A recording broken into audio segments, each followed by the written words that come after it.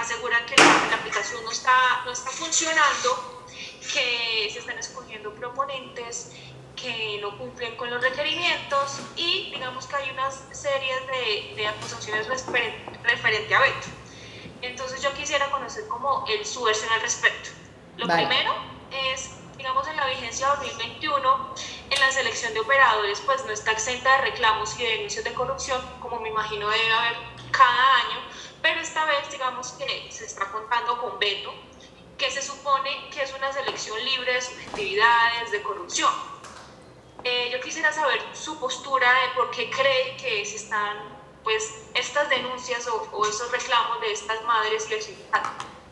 Vale, pues Juliana, lo primero que yo quiero contarte es cómo funciona el mecanismo de primera infancia dado por la ley antes de que yo llegara. El ICBF tiene un Banco Nacional de Oferentes que se actualiza cada año.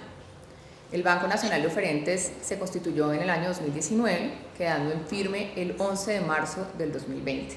Se te cayó Star Wars.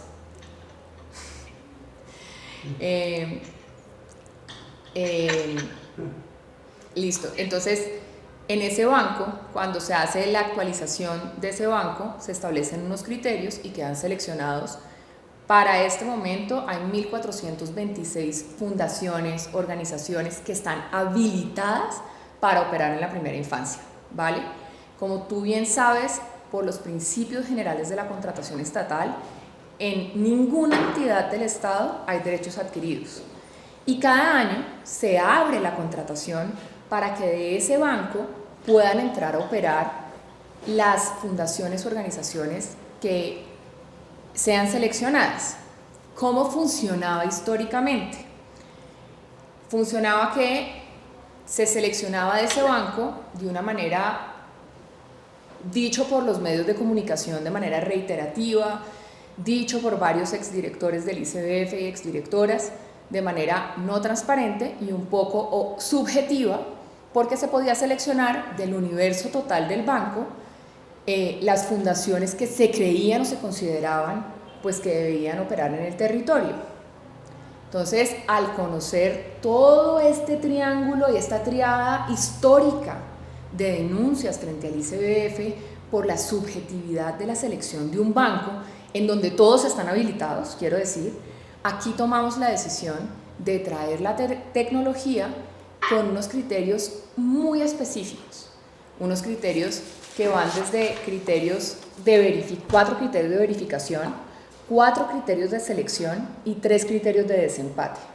Entonces, en los criterios de verificación, lo primero que se estableció fue que hubiera capacidad residual. ¿Qué es capacidad residual? En el ICBF, Primera Infancia es una de las direcciones que tiene un monto aproximado de 4.5 billones de pesos. Pero hay otras direcciones. Por lo general, esas fundaciones de primera infancia también operan otros contratos. Entonces, ¿qué es capacidad residual? Que yo tenga la capacidad y el músculo financiero para responder al contrato para el cual estoy siendo adjudicado. Esa capacidad empieza a reducirse por el número de contratos que tú tienes. Entonces, lo primero es que tu capacidad residual empezó a hacerse vigilada en el núcleo total de los contratos del ICBF. Eso no pasaba antes. Entonces, si una fundación se quebraba y me estaba atendiendo a niños de primera infancia y no tenía cómo responder, se fregaban los niños. Y también ese es el principio. El principio aquí es que en el centro tienen que estar los niños, punto, sin intereses de nadie. Aquí es que aquí no puede haber interés de nadie. El interés es el interés de que a los niños en primera infancia de 0 a 5 años tengan un servicio transparente y de calidad durante todo el año. ¿Listo? Entonces, ¿por qué capacidad residual? Porque yo no puedo permitir que nadie se quiebre y que no tenga con qué responder. Segundo criterio, talento humano. Que tengan un talento humano mínimo adjudicado y acreditado. Tercer elemento, infraestructura. Y ya vamos a contarte cuáles son las denuncias de infraestructura o talento humano y cómo se está resolviendo también por primera vez en la vida. Entonces, que tengan la infraestructura. Cuarto elemento, el IDEAS, que es la calificación frente a la calidad del servicio. ¿Listo? Entonces, esos son de verificación. Pasas. ¿Cuáles son los criterios de selección? Experiencia en el territorio, es decir, que por ninguna circunstancia, siendo el primer eslabón después de verificar corroboro que tengas experiencia en el territorio. Si no tenés, no pasás. Segundo elemento, experiencia adicional, que además está estipulado en la ley de 1979 de creación del contrato de aporte, que tiene que haber experiencia adicional acreditada y que eso te puede dar más puntos. Cuarto elemento, contrapartida. Al ser un contrato de aporte, supuestamente nadie puede tener ánimo de lucro, sino que a mí también me tienen que aportar al servicio. Entonces yo tengo que coger ese criterio para poder decir sí, no y si estás cumpliendo con los elementos de ley. Y el cuarto elemento súper importante son trayectoria y sanciones. Si estabas sancionado por el ICBF, inmediatamente reducidas en puntos. Y esto también es la primera vez que se aplica, porque antes muchos sancionados seguían derecho y era el ciclo del eterno retorno de las fallas y no pasaba nada. Sí, si estuviste sancionado, se quitaron puntos. Después llegan los criterios, si persiste y todos quedaron empatados, criterios de desempate, valor agregado técnico y un tema de si tenés contrato, si tenés personas con discapacidad contratadas para operar el servicio. Esos básicamente son los elementos y las tres fuentes que recargan al algoritmo. Objetividad y transparencia. Entonces vienen y me dicen, sí, pero se están seleccionando unos que no eran los que tradicionalmente operaban. Es que no puede haber tradicionalmente operaban, porque es que en la función pública no hay derechos adquiridos, ¿vale? Puede haber trayectoria y se tuvo en cuenta la trayectoria dando puntajes, pero aquí están siendo habilitados de hecho es la primera vez en la vida que para todos los contratos, que son 1.265 que salieron por banco, se recibieron 11.500 manifestaciones de interés, porque antes el director regional o sus encargados direccionaban a quién invitaban, a quién no. Aquí se abrió, todo el banco podía participar, ¿vale? Se enviaron 2,5 millones de correos electrónicos para esas invitaciones, es decir, que se abrió el abanico, ¿vale? Listo. Entonces, ¿qué pasa después? Hay denuncias y dicen, sí, pero es que a Beto es malo porque es que ni lo engañaron y están diciendo que tienen infraestructura y no la tienen, o tienen talento humano y no lo tienen. Eso pasaba históricamente, así fuera un equipo humano el que lo hiciera, presentaban documentación falsa, pero nadie podía corroborarlo. Como ahorita la selección la hizo Beto, ¿qué pusimos a hacer a los comités contractuales del territorio? Pusimos a verificar que la información pasada por los que seleccionó Beto, en primero y segundo lugar, las verificaran y supieran que era verdad o mentiras. Hasta el momento he puesto 13 denuncias penales por falsedad en documento público, por presunta falsedad en documento público, porque yo no soy un juez para fallar. Pero si el juez falla y encuentra, se quitan las personerías jurídicas y esa es la manera de limpiar el banco. Buena pregunta, si Beto se equivoca en la selección de esos oferentes, ¿quién responde fiscalmente? Pero ¿cómo Beto se va a...? Mira, hemos hecho pruebas... Por ejemplo, cuando usted me está diciendo que está poniendo a las sedes, a las entidades territoriales que ustedes tienen a verificar la información y se llegan a dar cuenta, por ejemplo, que en el algoritmo Beto escogió un proponente que no era o tenía información más allá de falsa, digamos que había otro proponente, por ejemplo, que estaba mejor. ¿Quién responde fiscalmente? No, pero es que Juliana, espérate, porque son dos preguntas totalmente distintas. Primero me estás diciendo si Beto se equivoca. Beto no se equivocó. El hecho de que tú le metas información falsa a Beto no quiere decir que Beto se equivoca. Beto es un algoritmo que lee, como también si a mí me entregan información falsa, como es mi obligación, el principio de buena fe. Si tú a mí me entregas 3 documentos y tú me dices tu hoja de vida y tú me dices que eres psicóloga, psiquiatra y tienes 3 maestrías y después alguien denuncia y dice que es falso, o yo en el proceso de verificación encuentro que es falso, pues ¿qué me toca hacer? Denunciarte penalmente. Pero es que Beto no se equivocó. Beto cogió la información y en todas hemos corrido 20 veces y verificado 35 veces con el BID, con el Banco Mundial, con Microsoft, con el UNO. Hemos hecho proceso aleatorio de 300 a mano para saber si Beto acertó. Totalmente. Lo que yo te estoy diciendo es, ¿qué se hizo? Se le dio a la facultad, no la facultad, se le dio su obligatorio cumplimiento al director territorial para que conformara un comité contractual y ese comité verificara que la información que diste es correcta o falsa. Si es falsa, denuncia penal como está pasando, se quita del primer lugar y pasa al segundo orden de elegibilidad con el mismo procedimiento. Y es la primera vez que estamos haciendo eso, antes no pasaba. Ok, de esos 1.265 contratos se ha detectado hasta ahorita 13 casos de documentos falsos. Tampoco. A ver, hemos interpuesto 13 denuncias ante la Fiscalía. Estamos en proceso de poner 18 adicionales. Estamos en ese momento en donde nosotros tenemos que respetar el debido proceso y poder justificar, coger la documentación, el acervo probatorio y poder presentarlo ante la Fiscalía. Ok, doctora, las personas que denuncian dicen que, pues más allá de un algoritmo, Beto es, según ellas, un Excel y que son las mismas personas del ICBF que manipulan. Es cómo realmente funciona el algoritmo de Beto. Sí, ¿cómo funciona? Bueno, entonces lo primero que te acabo de decir es cómo funciona. Un algoritmo funciona, es un programa que está alimentado por diferentes elementos que tienen y constituyen los más de 11 criterios que te acabo de mencionar, unos de verificación, unos de selección, unos de desempate, y él es el que lo mueve a través de inteligencia artificial, machine learning y data analytics.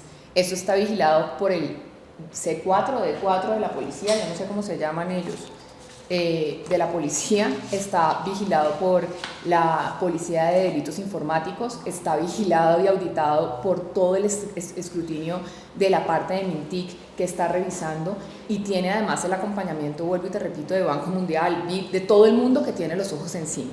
Entonces manipularlo es imposible, porque cuando usted le trata de meter la mano tiene espías informáticos que inmediatamente alertan y vienen a su computadora, al IP de donde sale y te meten preso. Entonces, aquí posibilidad de engañarlo, de modificarlo, de manipularlo, es nulo. Y no hemos tenido. Tuvimos un atentado, pues, de hecho desde noviembre, en donde se empezaron a vender en la Deep Web los dominios del ICBF. Y eso fue reportado en su momento, porque sabemos que esto iba a generar alergias. Aquí se acabó la posibilidad de contratar a dedo y de seleccionar a dedo. Y aquí también tiene que acabarse el principio que es que derechos adquiridos no hay.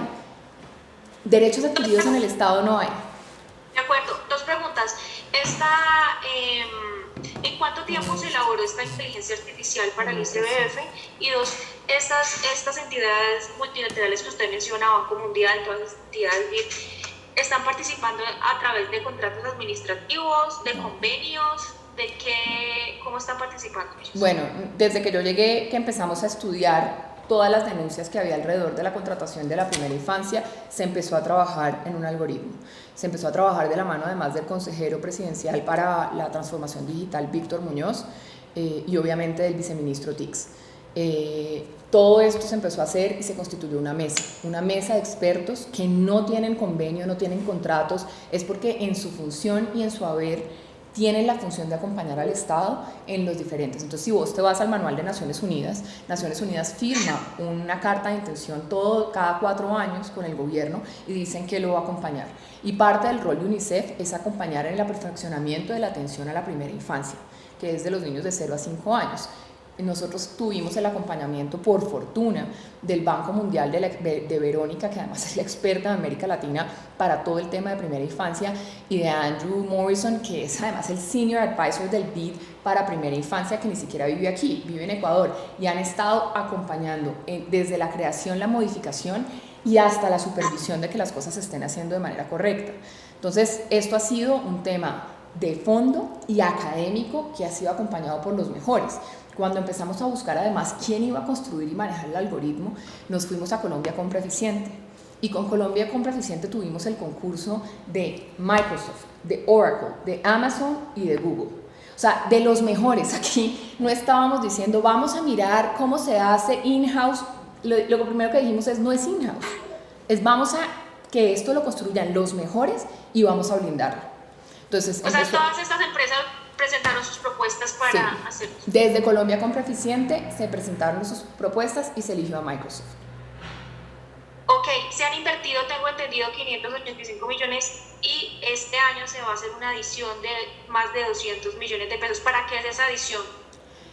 Porque los algoritmos se tienen que seguir alimentando, los algoritmos tienen que seguir construyéndose y es para poder seguir avanzando y además poner a hablar a Beto con Bienestar App. Bienestar App es una aplicación que también desarrollamos, es adonada absolutamente por el Banco Mundial, invirtió más de $50,000 para poder que los padres de familia empezaran a calificar a los operadores de manera directa, es decir, los beneficiarios empezaran a calificar. Entonces, este es un criterio adicional que va a empezar a alimentar a Beto para poder seguir construyendo un ecosistema de datos que nos permita tener absoluta objetividad y transparencia. Doctora, para concluir, ya entonces se ha elegido con Beto todos los contratos relacionados con el tema de la primera infancia, o hay pendiente algunas zonas de asignar contratos. Mira, está pendiente. Nosotros ya afortunadamente en enero ya se entregaron más de 600,000 canastas nutricionales, seguimos avanzando en la entrega y en poder atender a la primera infancia. Hay una zona que está pendiente, que es La Guajira, porque tuvimos un paro muy grande, bloquearon la vía. No, ya se levantó, bloquearon la vía férrea. Vuelvo y repito, y Juliana, yo creo que aquí es importante decir algo. Y lo digo de manera sincera. Primero, yo no voy a dejar que aquí utilicen, por ejemplo, a las madres comunitarias, operadores, porque se les acabó el negocio. Y es lo que está pasando. ¿Por qué? Porque nosotros tenemos una cláusula específica en todos los contratos de primera infancia que las madres comunitarias se tienen que contratar como parte del talento humano. Es un requisito sine qua non, es que no es negociable, no es vamos a ver, es que es optativo, es que está escrito en la cláusula contractual, ¿vale? Entonces lo primero es que tienen que dejar de manipular a las madres comunitarias diciéndoles que se van a quedar sin trabajo, porque es falso. Ayer estuve reunida yo aquí contra las directivas de los sindicatos de madres comunitarias y me decían, pero es que ¿qué tal que quede uno malo? Le dije, ¿y antes también podía quedar uno malo? Sí, ok, aquí vamos a co-construir como país que la primera infancia no esté manipulada y no esté manoseada por nadie. Y este es el gran logro, este es un primer gran logro, Juliana, que yo te puedo decir hoy, nadie le metió la mano, nadie me dijo es Juan o es Pedro o es Gonzalo, nadie. Ok, respecto a lo que dicen las madres comunitarias y el sindicato de que se han elegido a empresas que no son del territorio y que no tenían infraestructura como tal, y que esta nueva, digamos, contratación no incluye que tengan que certificar la infraestructura, sino simplemente decir que tienen infraestructura. Pero yo creo que... ¿Se han dado los casos o no se han dado los casos o son inventos? Okay. No, a ver, Juliana, yo creo que es parte de un desconocimiento. Yo no creo que estén actuando de mala fe y que estén diciendo eso porque no sea cierto o estén diciendo mentiras. Yo creo que aquí es falta, te acabo de leer todos los criterios. Primer criterio, de solo verificaciones que tuvieran que acreditar la infraestructura, entonces es falso. Pues de pronto no estaban enteradas o no asistieron a las más de 10 webinars que hicimos donde más de 1,000 personas se conectaron para poder entender cómo iba a funcionar Beto. Desde octubre del año pasado hasta diciembre hicimos periódicamente socialización de cómo eran los criterios de Beto. Entonces probablemente no asistieron o no fueron o no nos supimos expresar bien. Entonces aquí, primer criterio de verificación, sí tenían que mostrar la infraestructura. Segundo criterio de selección, primer elemento para poder pasar, conocimiento en el territorio. Entonces lo que te estoy diciendo es, no pasó en la contratación, no hay esos casos. Que sí hay, que si dijeron una infraestructura y dijeron mentiras, pues hay una denuncia penal que dice hubo falsedad en documento público, quítele la personería jurídica, señor fiscal o señor juez. Y en esas estamos. Ok, y por último ya, para terminar, ¿qué va a pasar con La Guajira?